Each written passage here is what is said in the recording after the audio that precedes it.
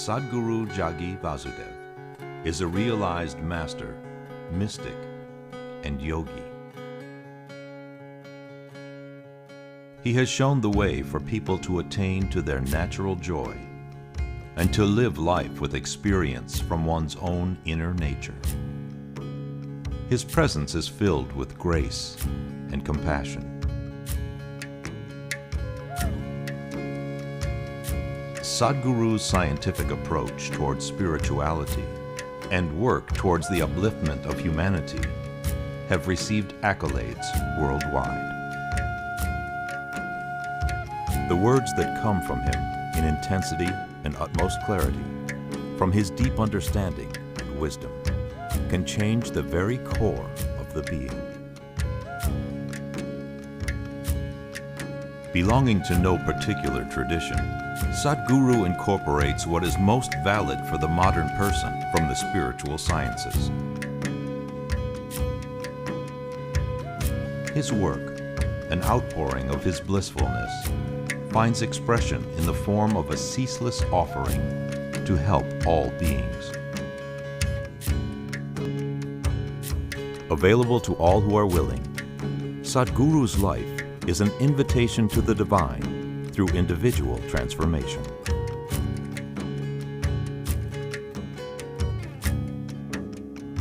Welcome to the silent revolution of self-realization.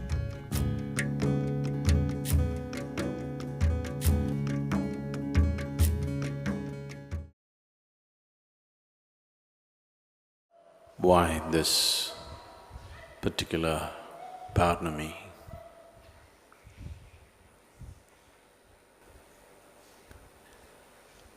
Has been known as the Guru Purnami.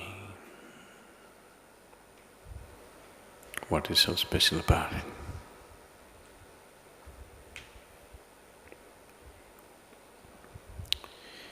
When this culture of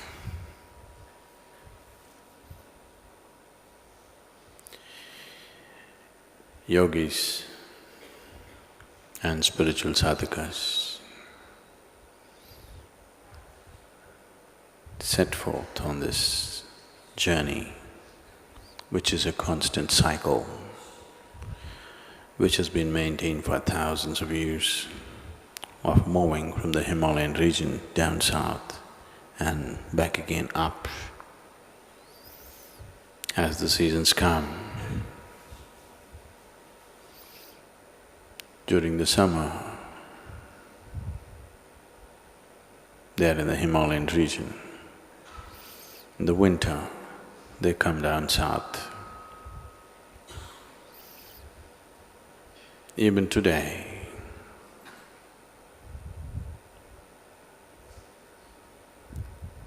and for many, many thousands of years in the past, this tradition has been maintained that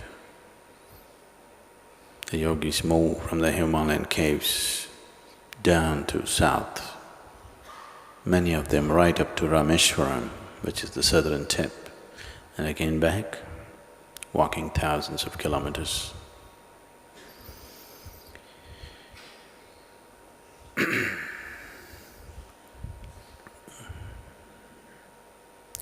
This tradition, people say, started right after Shiva transmitted the fundamentals of yogic science to his 7 disciples, who are now celebrated as the Saptarishis or the 7 sages. And one of them set forth down south. That is the Agastya Muni. In many ways, everything that we do here today, what we call as Isha Yoga, is just a small extension of his work.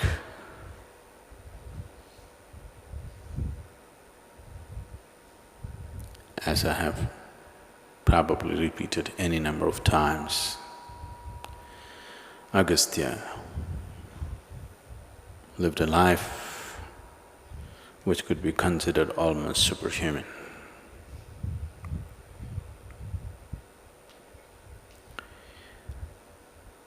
And from that day or from that time, this tradition of traveling south and back again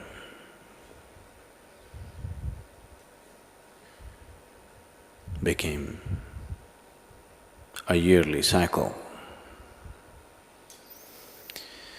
In doing this, numbers have dwindled now, but still it is kept up. There was a time when they moved in hundreds and thousands. So at that time, when they traveled in huge numbers down south and back again, this month was a challenge because of the monsoons. We don't have much of it now, but it has always been a very furious process. The word itself sounds like that monsoon has a certain speed and fury attached to it. So when nature got so furious, traveling by foot became difficult. So generally it was decided for this month, everybody takes shelter wherever they can. Much later, Gautama the Buddha also prescribed rest for his monks for this 1 month, just to give them a break from the weather conditions. It would be very hard for people to travel at that time, because they stayed in one place and they had no travel to do. So it was set up that this month should go in constant remembrance of the Guru. So the Paurnami or the full moon that happens in this particular month is referred to as the Guru Purnima. This tradition is thousands of years old, and this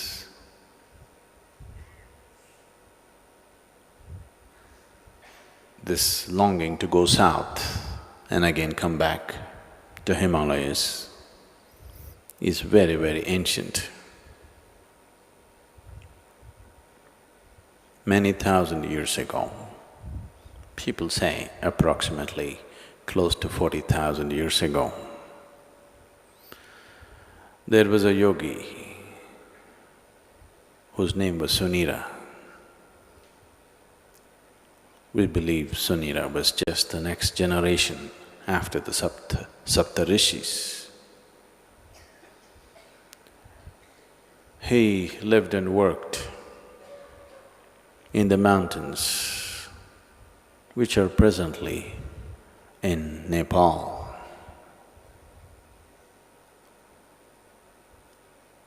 And she took on an impossible project.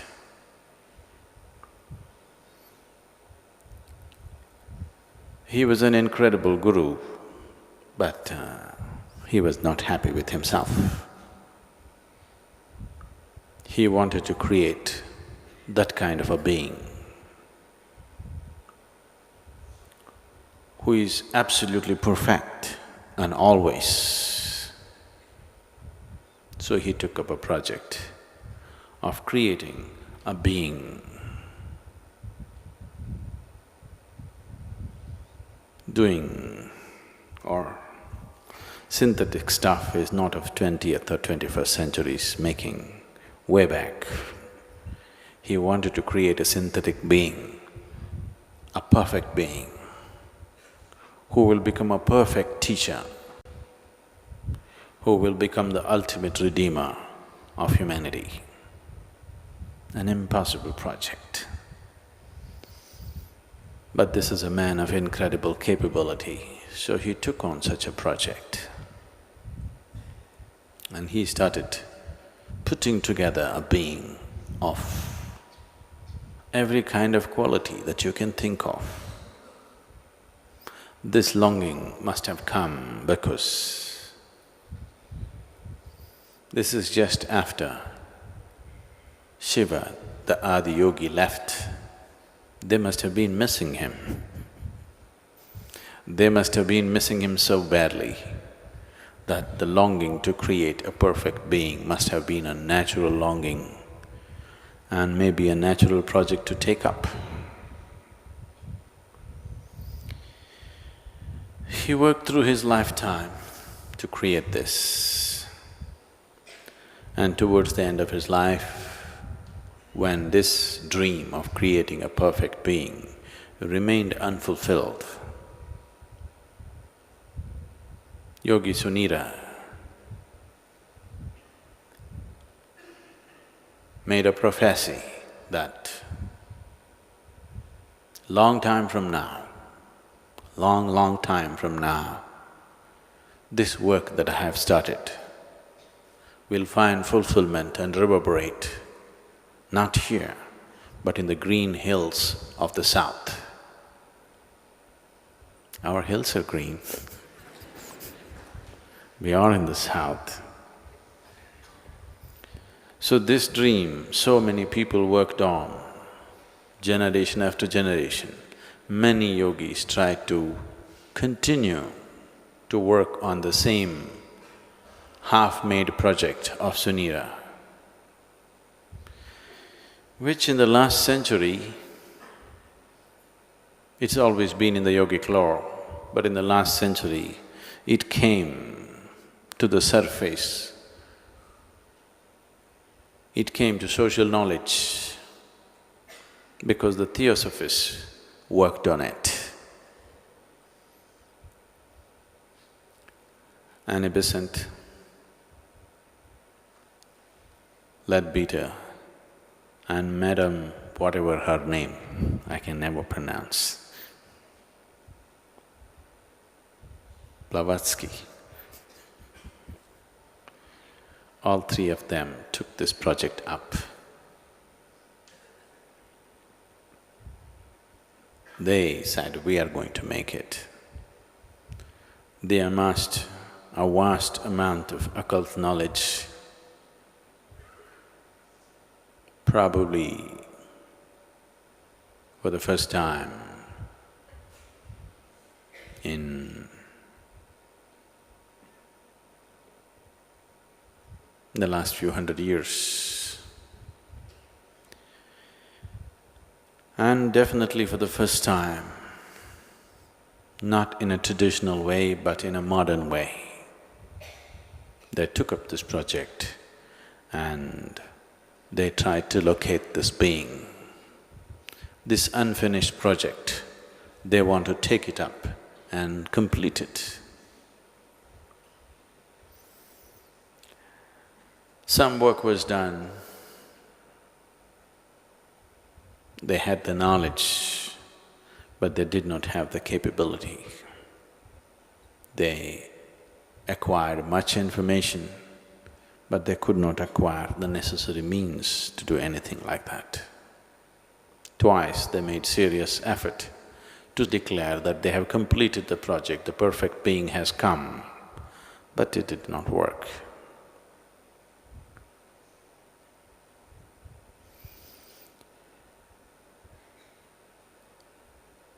Another parallel line was also being drawn for the last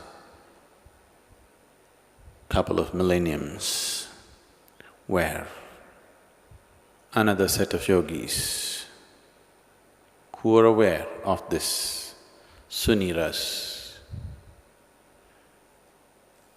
glorious but quite impossible project, and with their wisdom, they started working upon a similar force to create a similar possibility, but with a completely different understanding of the same. The fruition of that parallel line of creating a perfect being,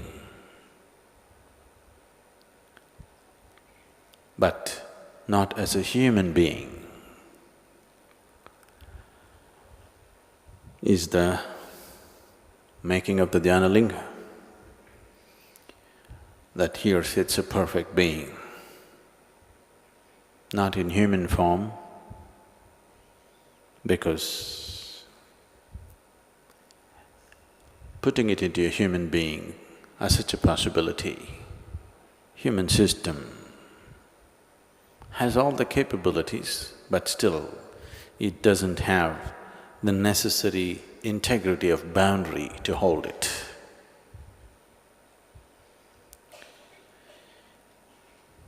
I think many times I have said, Dhyana Linga has all the necessary ingredients. It has the energy body of a perfect being. In theory, we can give him a physical body.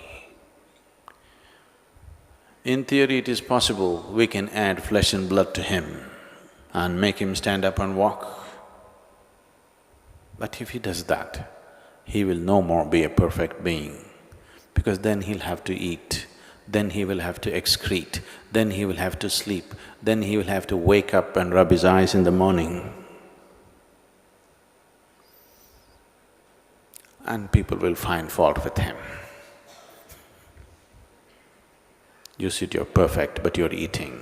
You said you're perfect, you're sitting. You said you're perfect, you're standing. You said you're perfect, you're sleeping. So, it is best he remains that way.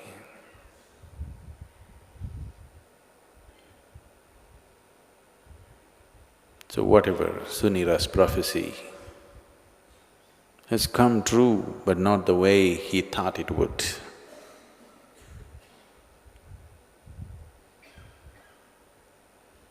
So, sitting here almost 10 years after he's come into reality, after he has happened, on a Guru Purnima is significant, because in every way, he is a perfect being and a perfect Guru.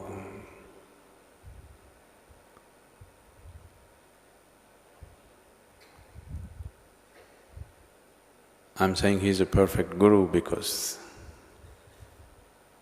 he doesn't bother you like me. If you're willing, he's all there. If you're not willing, he's simply not there. That's perfect. I'm not like that. Whether you're willing or not willing, I'm after you.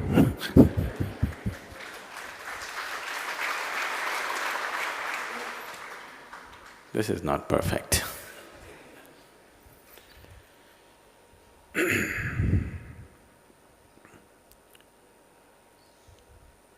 Once it happened,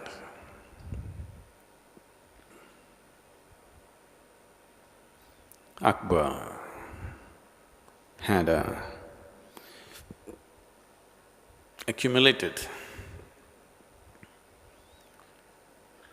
lots of people of certain capability, talent, and above all, of a certain degree of psychopathy. A king cannot sustain himself without being constantly fed with this.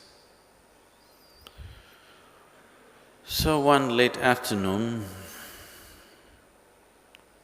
all the courtiers around him, whenever they got the opportunity, they wouldn't miss it because this was always economically rewarding, to praise the king.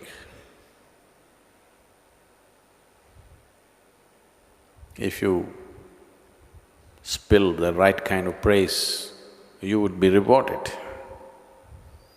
So, people were trying to find words, the right kind of words that will please the king. And they started saying all kinds of wonderful things. Someone said, "You are the emperor of emperors. There can never be another emperor like you on this planet. There isn't. And not only there isn't, there cannot be another one. But because you are the bravest man, you are the kindest man, you are the most knowledgeable, you are everything." So that man got Akbar's necklace. Another one started off and outdid him, so Akbar pulled out his diamond ring and gave it away. This went on. Akbar got little lighter and lighter.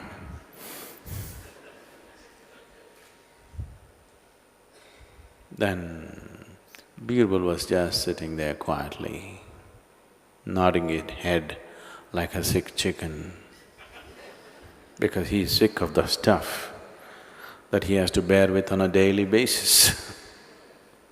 At the same time, it is a part of your survival process to nod your head to all these things.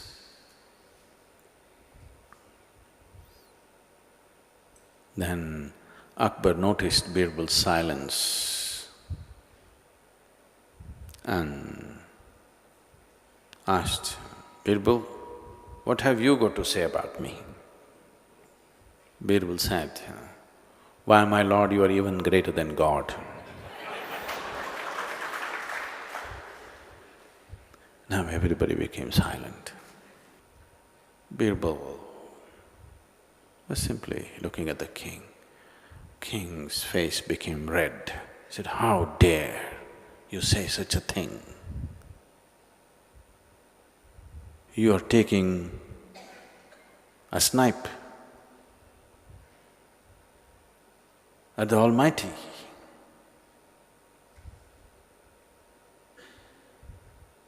How can you say this? For having said this, I will throw you, I would have killed you, but because you have been dear to me, I will spare your life, but I banish you, I will throw you beyond the borders of my country."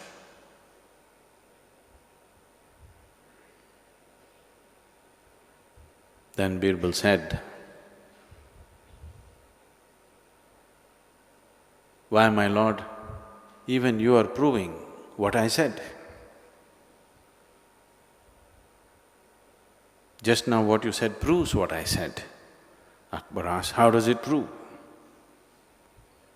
So Birbal said, "See, only you can throw me outside the borders of your kingdom, but God cannot do it."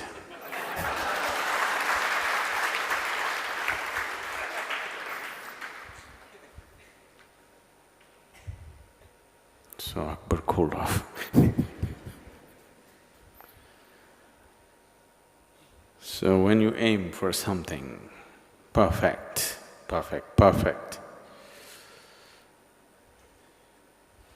it is best that it sits still, because if it does anything, you can find a flaw. The moment you get into action, somebody can find a flaw in your actions. The moment you speak, somebody can find a flaw in what you said. If I'm silent and still, you cannot find fault with me.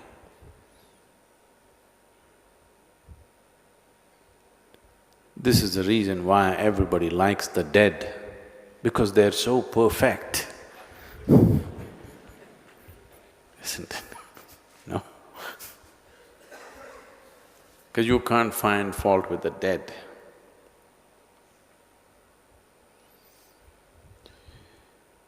So Sunira said thousands of years ago that this will happen in the green hills. of the south. I don't want you to miss it. I want you to every day see the hills are green and we are in the south, and you don't miss it. This month is dedicated to this.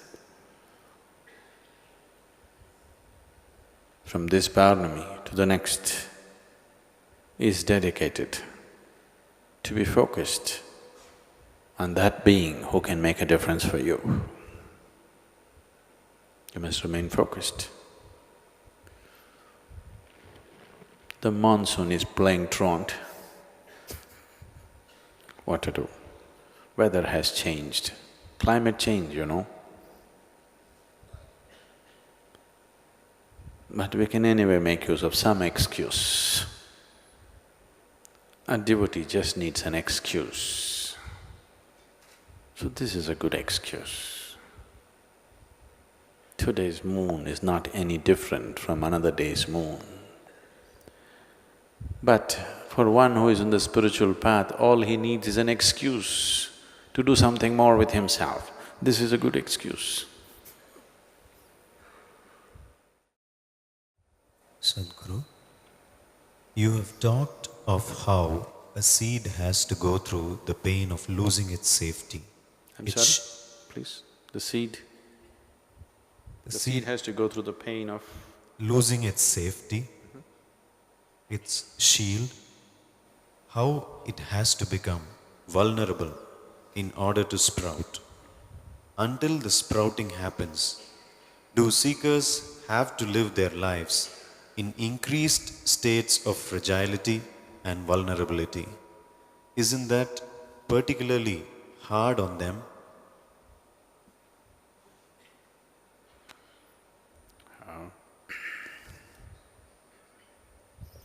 The seed, in making itself vulnerable, is not forsaking safety. Its only safety is in sprouting, growing and multiplying. That's the only safety. If you do not know this, you already know this definitely, but in case you do not know it, the more insecure a particular population on the planet feels, the more they will reproduce. You know this?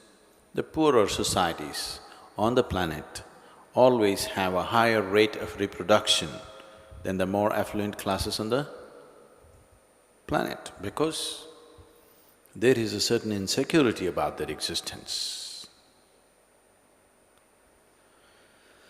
So, the safety lies not in remaining a seed, the safety lies in sprouting, growing and multiplying.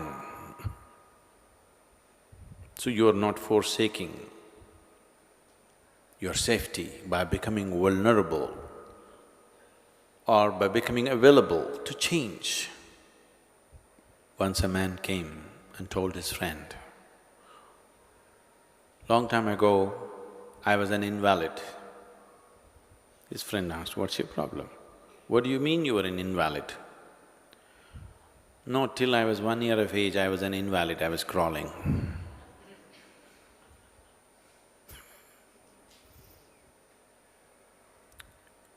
Your childhood,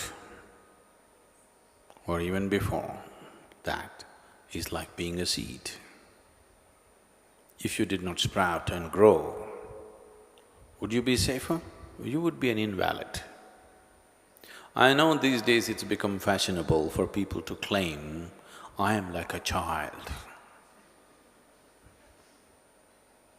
Even the so-called spiritual people are going about claiming, I am a child. If you say, I am a child, don't think it is some celebrated status.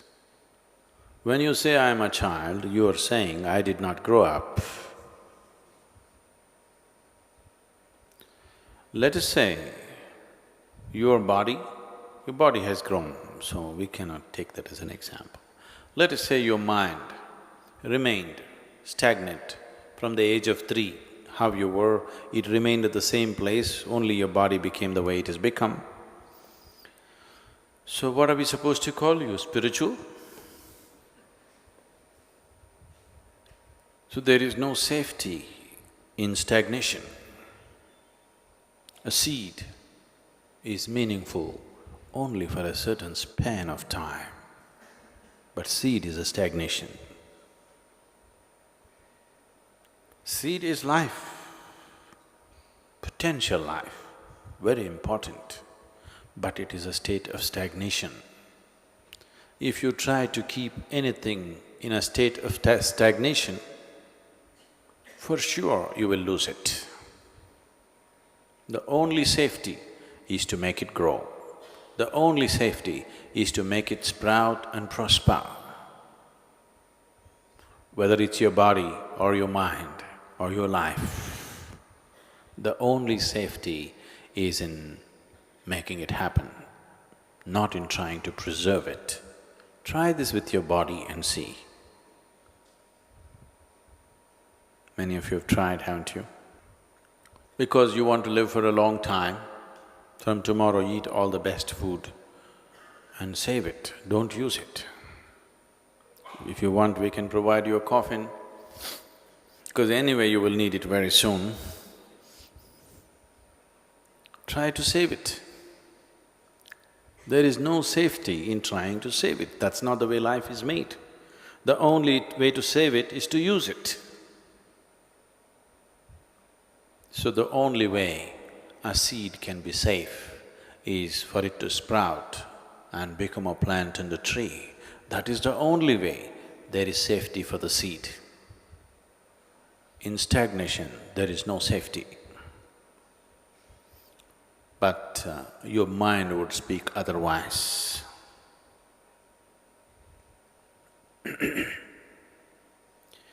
Your mind would always say, a seed is safe because generally it's in a hard case and it looks more solid, more preservable. A plant is out there, vulnerable. Anybody can stamp on it, any animal can grab it and eat it up. But that's not how life happens. A young boy came home one day and told his father, "Daddy, I have some good news for you." The father asked, "What's the good news?" The boy said, "You know, I took the math test." He said, "Yes, what happened?"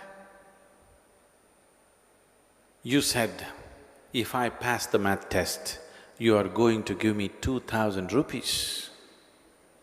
The good news is, you saved 2,000 rupees.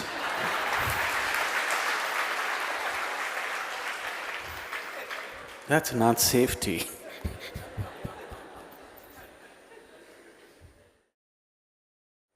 Sadhguru, you said transmission is more important than teaching.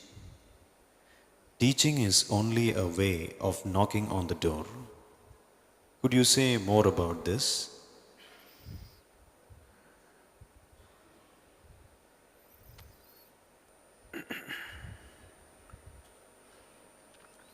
This happened in Pennsylvania.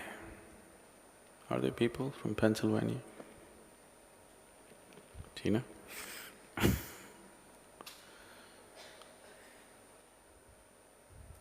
So this happened in 1900s.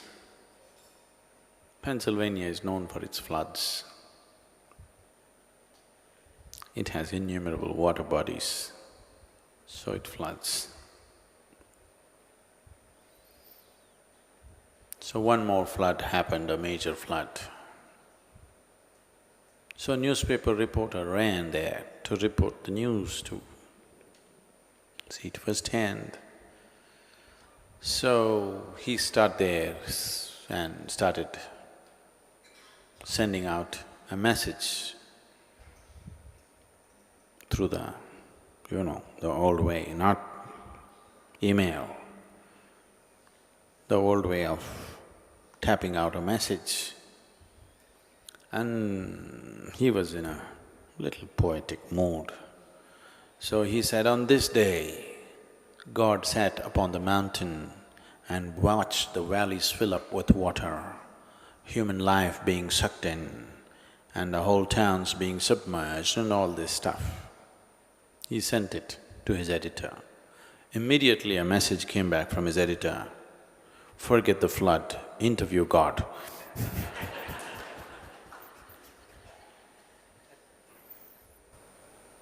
See, teaching is like that. It's just a noise that you make so that you take the call.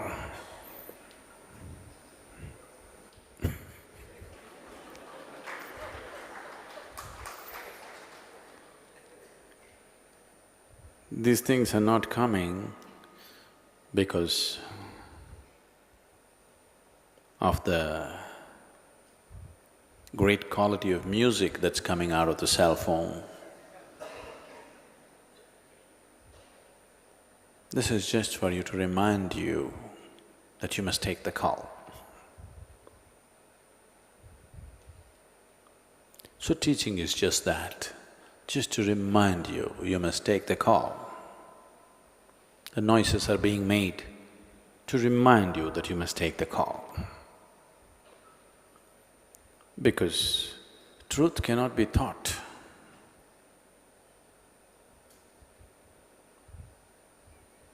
If you teach the truth, if somebody believes that they are teaching truth, that's one big lie. How can you do it? Because when we say truth, we are talking about that which is the basis of everything, that which contains everything. What is partial is a lie. Only that which is total, only that which is absolute can be true. Rest is a lie, maybe different states of reality, but it's a lie. Though when you sleep and you dream, even in your experience, even though it may be so that your dream state was so powerful, at that moment everything was real. The moment you wake up, you say, I had a dream. You're admitting that was not the truth. Even though the experience was so powerful, still you call it a dream. So, we call something truth only if it is complete. In any way, if it is partial, we say, this is not it. So that which is absolute, how can it be taught? You can speak and teach only through language.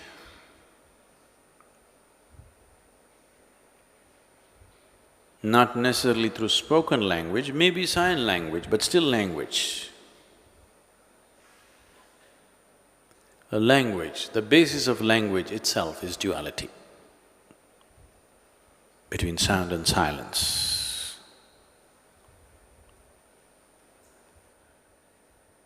So right now, there are any number of people here who do not understand English language, but the best part is, they are sitting as alert and as still as people who understand English, because they know better. They know what Sadhguru has to offer is not in his words.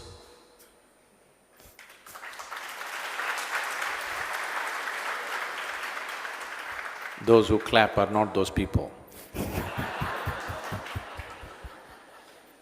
They understand the language.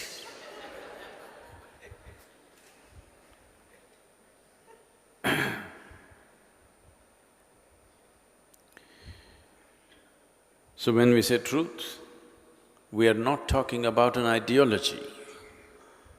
We are not talking about a philosophy. We are not talking about a scripture.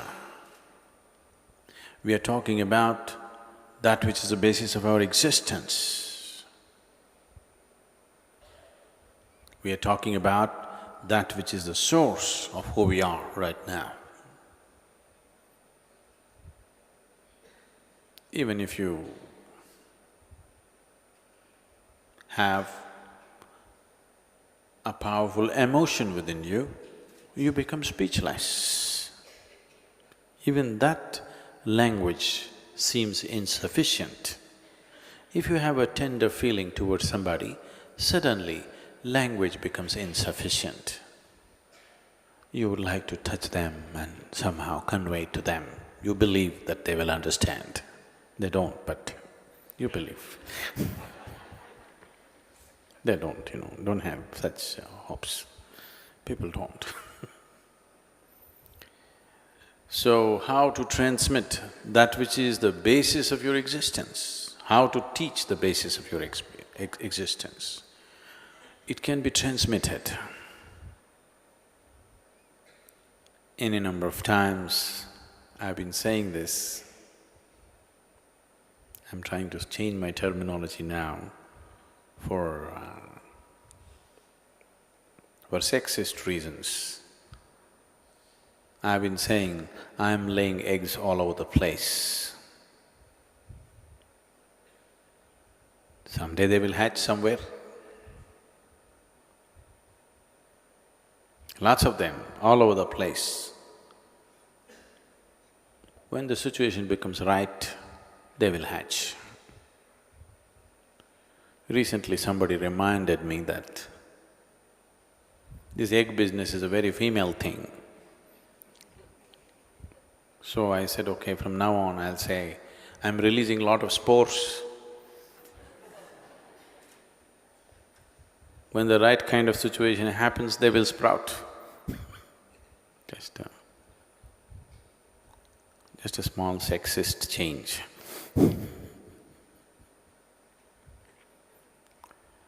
But it means the same thing.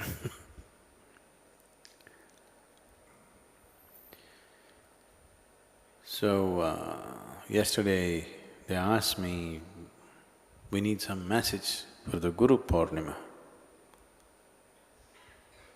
So I just wrote one more bad poem because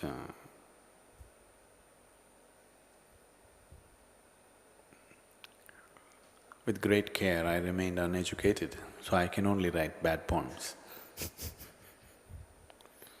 It takes much more effort to remain uneducated in this world than to become educated. Do you know this? Because to live in this world, to function in this world, and still not to learn anything from anybody around you is not a small feat. To remain uncivilized, uncultured, uninfluenced by anything around you is a much bigger feat than getting educated, cultured and civilized. Generally, people who manage that could never be active and effective in the world that they live in. That is why most of the mystics withdrew, because if you can become cultured or civilized, you cannot be a mystic.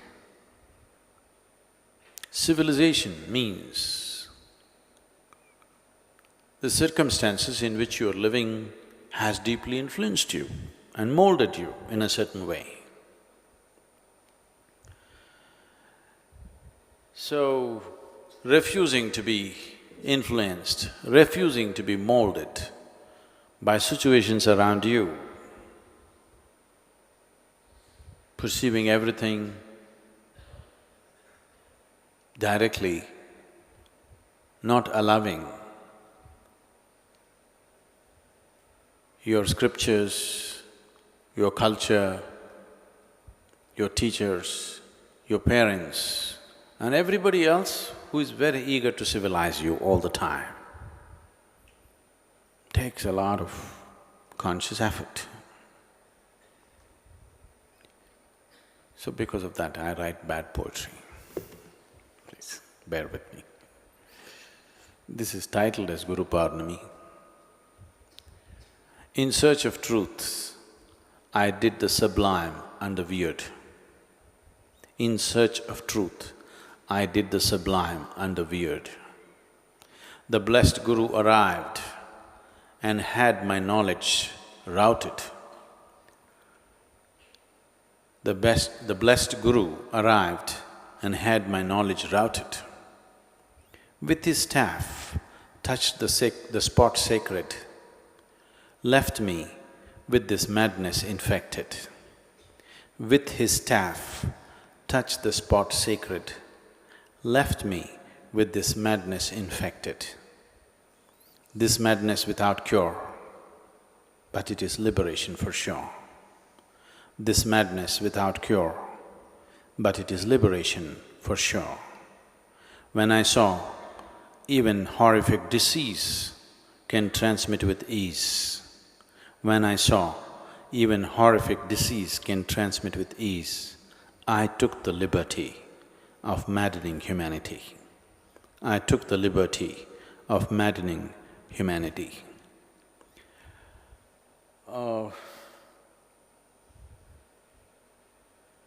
If you can't teach madness to people. They have to be infected. Infection is always a transmission, isn't it? Yes. It's not easy to get it. When you're in school, you would have tried. When you're in school, today you don't want to go to school, you want to catch diphtheria for a day. It doesn't come, you know. Have you tried? You want to at least catch a flu, the damn thing doesn't come. No, it's not easy. You have to be ripe and the right kind of things have to come your way, only then it happens. Even a disease, when you want it, you don't get it. Yes or no? Have you tried? Didn't you try? You don't get it so easy. Everybody gets it, you don't get it. So this is also just like that. Because you want it, you don't get it. You have to make yourself vulnerable, receptive. The spores are all over the place. If you're vulnerable, you'll get it, it'll catch you. So we have spread sufficient spores all over the place. Those who are vulnerable will anyway catch it. It doesn't matter whether they came to the program or not. Program is just about making you vulnerable. The teaching is just about making you vulnerable. That is why we can train teachers to do it, because their work is just to make somebody vulnerable. They themselves are not doing anything, but they are very important because they are like the cell phone ringing. They are like the door knocking, because if it doesn't ring, who'll take the call? Your phone is on silent, I'm calling you and calling you and calling you, all missed calls. It takes somebody to make some noise. It takes somebody to make some noise, otherwise it'll all be one big missed call. Life will remain a missed call. So teachers are very important. Without the noise of teaching, there will be no transmission. It would be wrong to say no transmission, there will be, but it'll become very minimal. Very minimal. Only with the teaching, the vulnerability has increased, and because of that, more spores are being made use of. I want you to understand this simple thing that's happened to you even physically. Then one little cell, one little sperm found itself to the right place. And see how much life has happened. If it had not gotten into the right womb, if it had fallen somewhere, this wouldn't have happened. All this, a very sophisticated mechanism has happened, isn't it, out of that one little sperm? It is just that it has to enter the right place, then it happens, otherwise it won't happen. This is just like that, on a different sphere, on a different dimension, but still the same. Nobody can talk you into pregnancy, fortunately, isn't it? Such a thing has never happened.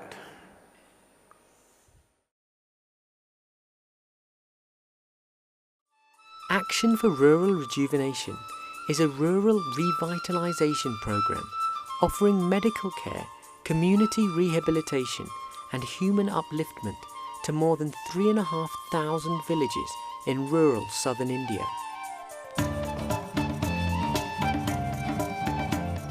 Village games and inter-village tournaments are organised for community joy, reducing addictions and promoting social bonding above caste, creed, religion or economic status.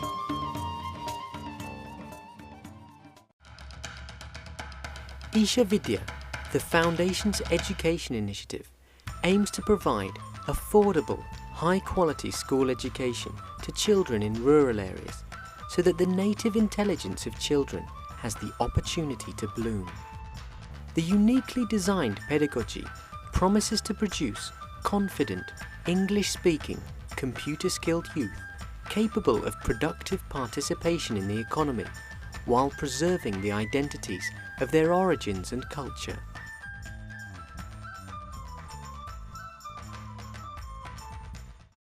Project Green Hands is a massive public reforestation effort aiming to plant 114 million trees. The project seeks to inspire people around the world to keep this planet habitable for future generations and establish a culture of care for the environment.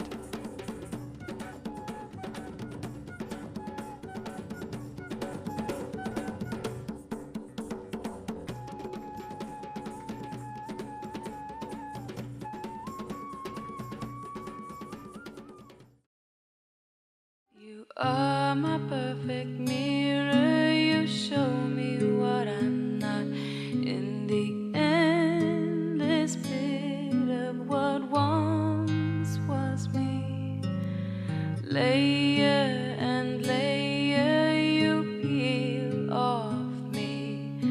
The pain it is, but the joy it brings. So thank you for showing me what I'm not, for showing me what I could be.